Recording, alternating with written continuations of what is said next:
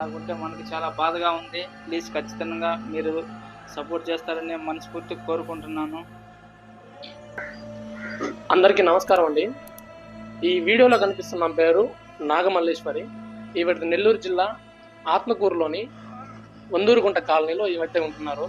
గత 2 సంవత్సరాల క్రితం ఆవిడకైతే ఒక యాక్సిడెంట్లో ఒక చిన్న గాయం కారణం వల్ల మతి స్థిమితం లేకుండా బ్రెయిన్ డ్యామేజ్ అయిపోయి ఆమెకి కొంచెం అనారోగ్యం పాలైంది. సో దాని కారణంగా ఆమెకి కాలు చేయి కూడా చచ్చిపడిపోయేసి చాలా దయనీయ పరిస్థితిలో ఉన్నారు. ఆవిడకి ఒక పాప ఉంది. వాళ్ళ తల్లిదండ్రులు కూడా వృద్ధులు.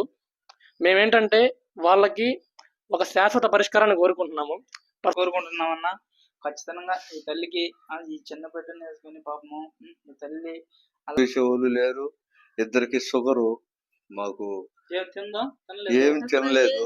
పాలు నీళ్ళే ముక్కు ద్వారా పోసేదంతే. మందులు దంచి గ్లాస్ తో పోస్తాం పైపులో.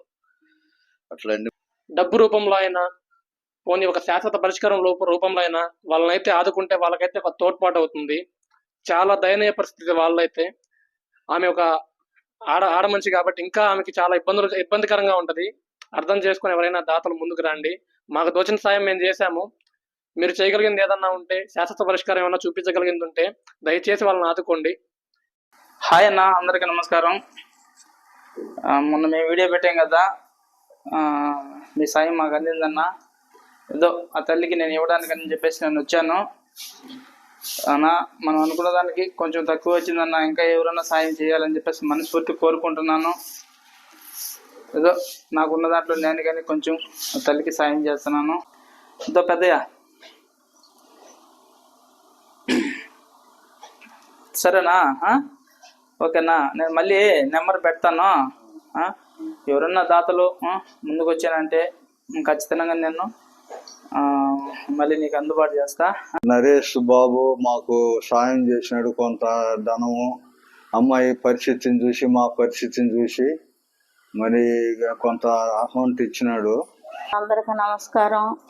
అబ్బాయి ఏదో సాయం చేస్తున్నాడు, మమ్మల్ని ఆదుకుంటున్నాడు.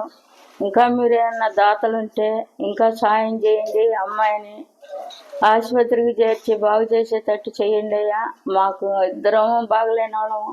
మరి పాలు కానించి డైపర్లు కానించి ఎంతో ఖర్చు అవుతుంది. ఎంతో బాధగా మాకు చూసుకోలేగా అల్లాడుతుంది. మేము షుగర్ వాళ్ళము అయినా అబ్బాయి వచ్చి మమ్మల్ని ఆదరించి మాకు సాయం చేస్తున్నాడు. ఇంకా మీరు చేయగలిగిన వాళ్ళు ఎవరైనా దాతలు ఉంటే చేయండి.